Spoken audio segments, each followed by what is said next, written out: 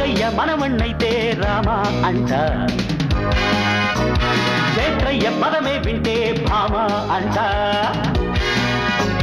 నీ పేరు పెట్ట